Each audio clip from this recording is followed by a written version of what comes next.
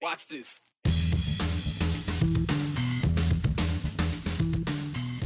If a woman's life is in jeopardy, it is always an acceptable reason to have an abortion in Idaho. Her life, sure, but what about her health? The U.S. Supreme Court made it official today. Emergency abortions will once again be allowed in Idaho. A short-term victory, but a long way from an actual answer. Something else is becoming official on Monday. A lot of somethings, actually, as in Idaho's new laws. We're reminding you of some of the big somethings we covered this past legislative session. A bike ride across the country is more than just a journey for one man. It's about the destination, which is raising awareness of a genetic disease that could take more than just his dad. Well, as you said, it is now official. The no decision by the U.S. Supreme Court on Idaho's abortion ban with regard to federally mandated emergency care, well, that was issued today. For reals this time. It's exactly as we described it yesterday, by the way, after it was inadvertently posted prematurely on the SCOTUS website. In a 6-3 opinion, the court dismissed the case, saying they shouldn't have agreed to hear it so quickly. They punted, basically, kicking the can down the road without taking a stance on it. What this does is send it back to the Ninth Circuit Court of Appeals. The lawsuit's last stop after the Department of Justice filed that lawsuit against Idaho in August of 2022. Just before Idaho's near-total abortion ban was triggered. So what this means is the injunction preventing the law from being enforced is now reinstated. That's the last order that was issued by the Ninth Circuit, and while they decide what to do with it from here on out. This does not mean Idaho's abortion law is not enforceable, but only how it relates to EMTALA, the federal law guaranteeing anyone gets stabilizing emergency care. However, it is narrowed, though, since the government made concessions saying their interpretation of EMTALA was too broad at the beginning. As Justice Elena Kagan wrote in the opinion issued today, it will prevent Idaho from enforcing its abortion ban when the termination of a pregnancy is needed to prevent serious harms to a woman's health. But as Justice Amy Coney Barrett pointed out in her take, even with the injunction in place, Idaho's ability to enforce its law remains almost entirely intact. Of course, both sides are claiming a win in this. The injunction protects women, pregnant women, from having to go out of state to get the care they need when it comes to emergency complications. But the law remains in place, which is just how Idaho's Attorney General believes it should be. Exactly how it was written, to protect the life of the mother. As for her health,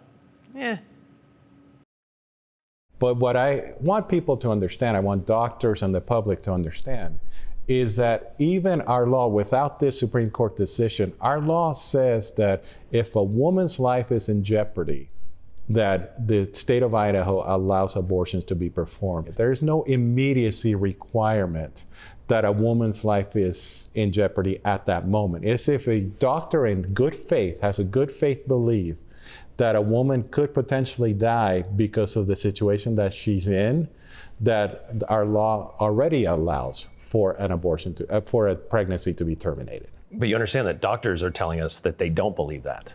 They don't believe that because they're being misled. Number one, they're getting confused by what some of the pro-abortion lawyers are saying out there about what our law says, that our law is unclear, and our law is not unclear, our law is really clear. But I also think that they have a concern because they're misunderstanding. They think that this is very similar to medical malpractice. So they're afraid that every doctor in Idaho is going to be prosecuted if they find themselves in one of these difficult decisions that they have to make. But the standards for medical malpractice and for prosecutions are so vastly different. If the doctor in good faith has a subjective belief that the abortion is necessary, there's no way that a prosecutor in Idaho is going to prosecute that doctor. Okay, that would be my next question. So if the doctors don't feel like they're covered, how do you make them feel like they're covered? I'm having communications and conversations with doctors, with executives, with hospital administrators, and anyone, and I've invited anyone who wants to come to my office, or I will go to them, actually. I will go to their hospitals and talk to them about these issues. The law is actually not as confusing as some people are making it to be. I understand why some doctors are concerned because it is a change in the law,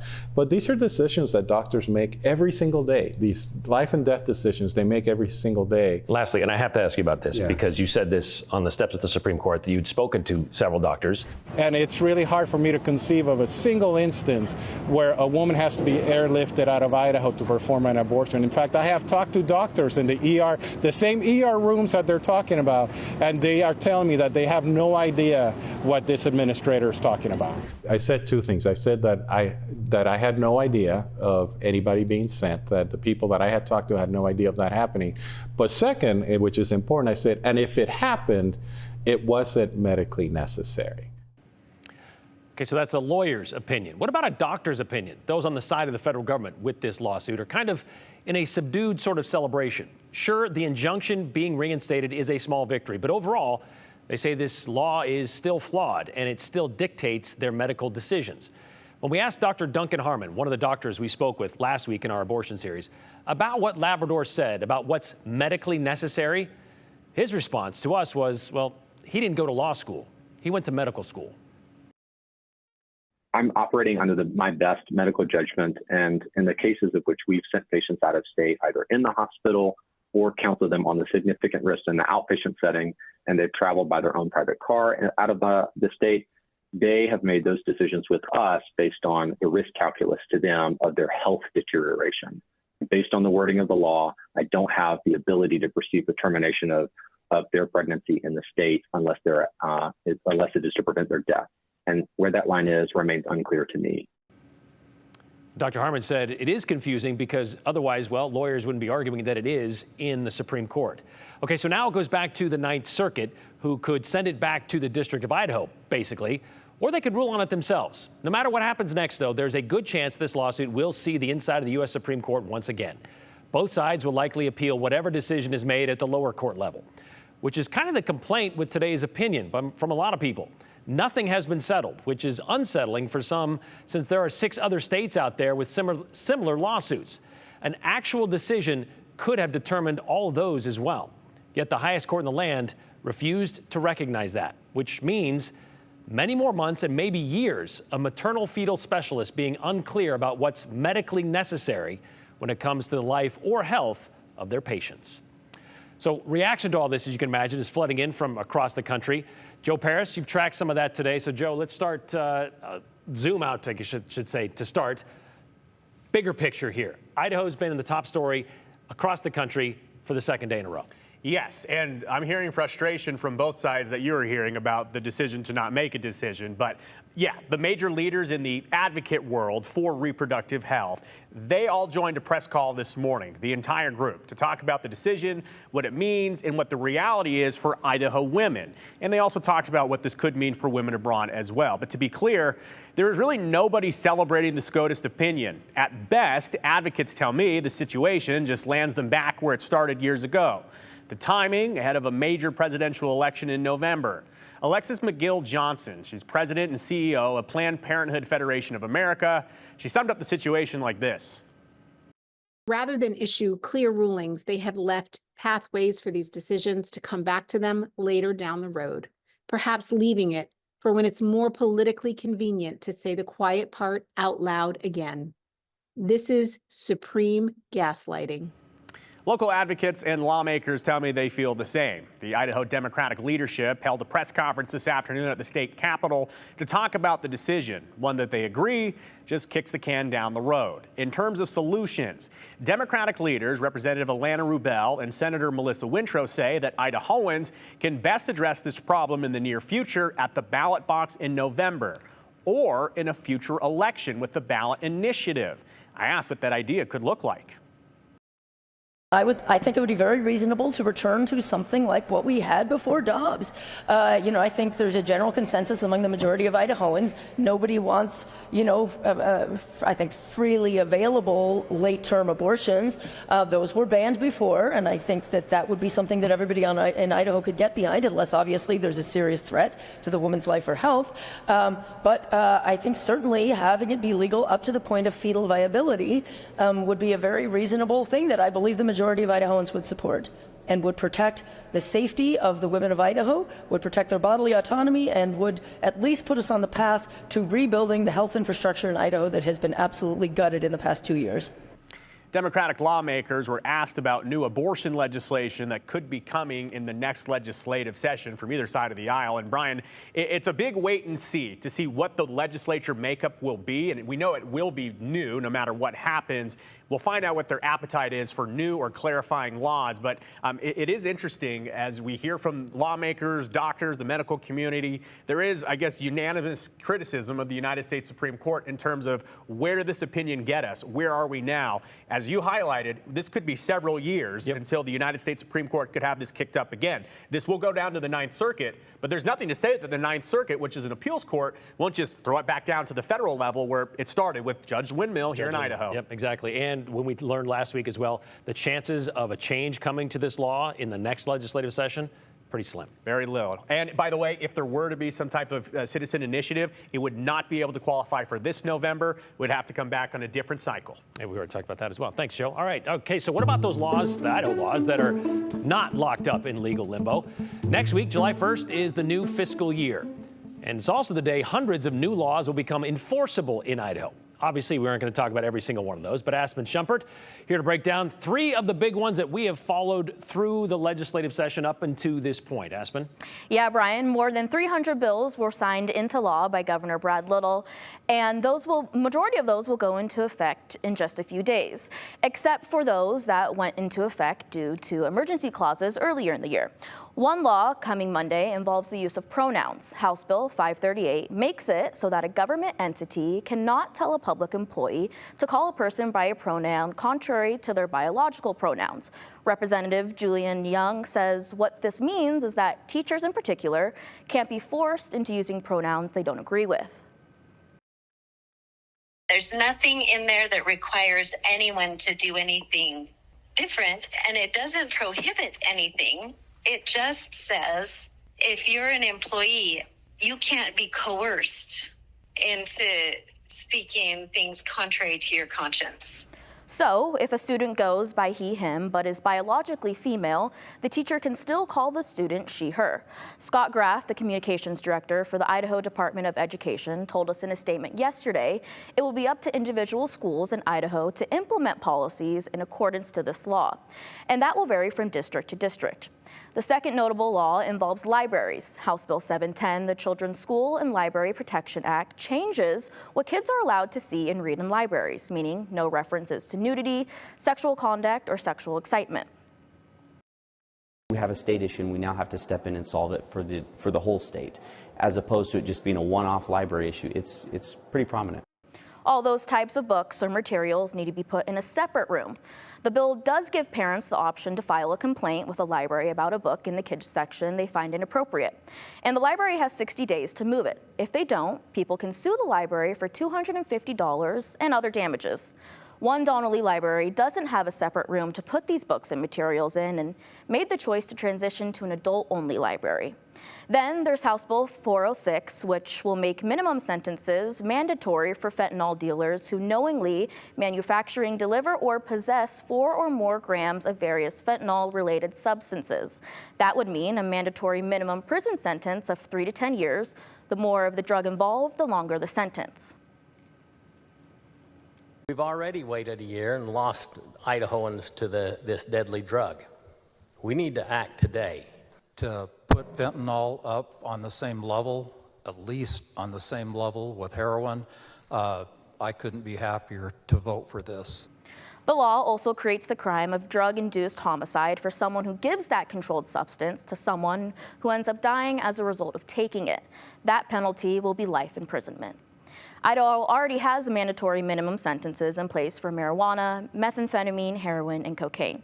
So starting Monday, fentanyl will be added to that list. Brian. That was one of those bills that was kind of controversial when it was kind of making its way through the State House. A lot of people who you think would be for it were standing up and saying, hold on a second, this may not work. So I guess we'll see how it works once it goes into effect starting Monday. Yeah, that's right. Thanks, Aspen.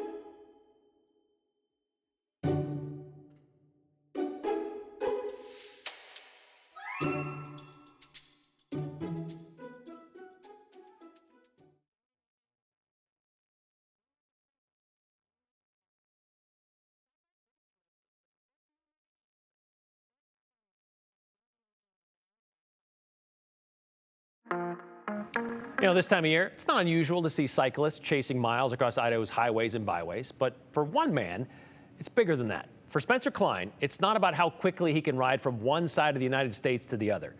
He's also in a race against time to raise awareness. Years ago, Spencer lost his father to a type of dementia, one that is hereditary. And learning his older brother has that gene, well, gave Spencer a bit more weight to carry on this journey across the country. Here's Hunter Funk. Spencer Klein is a beginner cyclist. You notice some days where it's very draining mentally, physically, emotionally, and I get to a town, I'm just exhausted and fully wiped out. Day one of biking across the United States. It makes a 3,600-mile trek from Oregon across the United States to South Carolina quite a feat. Day 3 of biking across the U.S. to raise money and awareness for frontotemporal dementia. But Klein's motivation to raise awareness for a hereditary form of dementia is pedaling him forward. It's important for me to educate people on dementia, because people hear dementia, they think only happens to people who are older, and people associated with memory loss. And, you know, it can happen to people who are in the prime of their life, at the peak of their career with young families, and they can still be as sharp as a tack, and it's affecting their personality and changing who they are. Klein's dad died in 2012 at 56 years old after a battle with frontotemporal degeneration, or FTD. The diagnosis came 7 years after his mom noticed changes. The Association for FTD says it's difficult to diagnose. The symptoms start early and they're gradual and they're sort of insidious. So people may start to think, you know, something's just not right, something's unusual. And then usually what happens is there's some sort of key event or key trigger and people recognize, no, this is not normal. This is a real change for my loved one and we need to pursue this further. AFTD's senior program director says people experience major personality changes due to the deterioration of the frontal lobe. Also, it's the most common form of dementia for people under 60 with no cure. Klein's older brother has the gene, and Klein says he and his other siblings have a 50% chance of developing FTD, which is why every mile counts towards honoring his father and finding a cure. I wish he was with me, but I'm doing everything I can to help find a cure and raise awareness, and I know he'd be happy. And for the first time, there are 9 clinical trials underway for FTD. Klein is trying to raise $50,000 and is more than halfway through that goal, only 10 days into his trek. Okay, so I've been checking out some of his social media posts that he's been doing with this, and it is pretty interesting. I mean, it's kind of fun to follow along, but he's meeting some pretty interesting people along the way. Yeah, there was one story he told us. He stopped in Oregon, really small town, and he said he had to ask a woman if he could stay in their backyard, and she ended up giving him free food and the whole works. So that's awesome. Incredible. Okay, so first of all, welcome to the 208. You come from the side of the country he's heading to. Yes. And well, not originally, but from Idaho actually, but you spent some time in Carolina. So the question is, how long is it going to take him to get to South Carolina? I mean, he's saying 7 weeks is his trajectory, but he is anticipating that it might take him a little bit longer. They've already gone through 3 flat tires. Yeah, that's the thing. They had, 2 days already have been delayed. So, and the wind, he was like, that Idaho wind, and especially when he gets into Kansas, that's going to be a whole nother challenge. I know. Wait till he gets through Mountain Home. Yikes, nuts. that's what I'm saying. All right, again, welcome, Hunter. Thank you. I appreciate it. We'll be right back.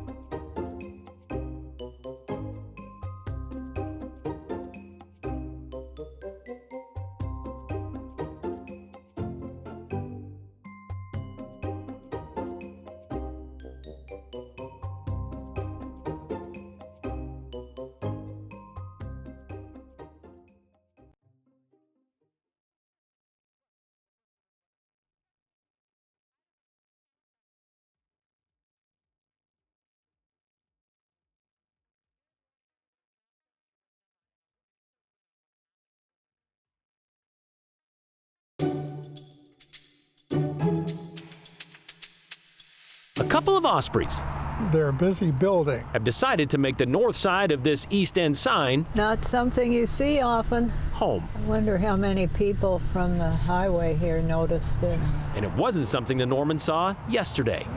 We sure didn't see it, and it's the first thing we saw coming in the driveway today. So, Like a lot of others, seeing the beginnings of what could be I don't know who's doing what. something big. They seem to know what they're doing. They leave and they bring back a very specialized piece of timber. Ospreys often partner up for life, with the male tasked with selecting the spot. See, that's a nice piece of timber right there. And supplying the materials for the nest. As it should be. Yeah, we watched them build that nest that day. We first met them, the eagle ospreys, a little more than a year ago. Two lovebirds building their home on top of that Eagle Shopping Center sign. We learned during that story, as you heard, that they mate for life, and they generally return to the same nest every year to raise their chicks, which they did that first summer. 3 chicks in the nest last July. This picture sent to us last July. But that wasn't the end of the adventure for the eagle ospreys. Human parents are aware of the trouble their offspring can get into, and so are ospreys apparently. Eagle Fire came to the rescue of one of those young fishhawks, got themselves in a tangle. They pulled the osprey from the nest and then unwrapped its talon from the twine with the help of the Idaho Fish and Game there, so rescued the young one there. They flew off and, well, who knows where they are now. But we did watch them return this year, as many of you have, so you can understand why we are invested in what happens with the family of osprey that occupy this nest. But we do have another update, and sadly, it's not a good one. We've learned this week one of the parents was hit by a car on State Street and killed. And I know many of those who saw that happen or saw the remnants of what happened posted it on social media. Worried about the baby birds left behind? Well, Renee with Animals in Distress told us they can confirm there are still 2 to 3 babies in that nest, but they're going to leave them there.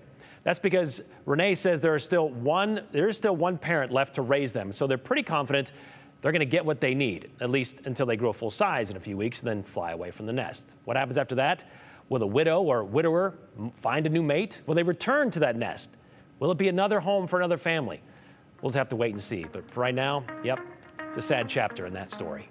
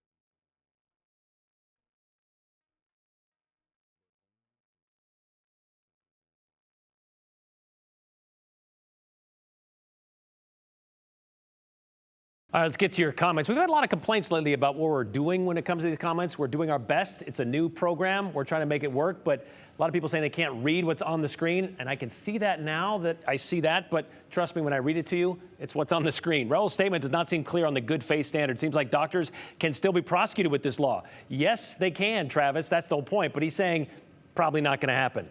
Not a guarantee, but that's what he is saying. A sad day for women and OBGYN docs still remaining in Idaho. We'll never attract the lost docs back to our state or attract new ones. Still too much uncertainty, which is sad, says PJ in Boise. We'll see you again tomorrow.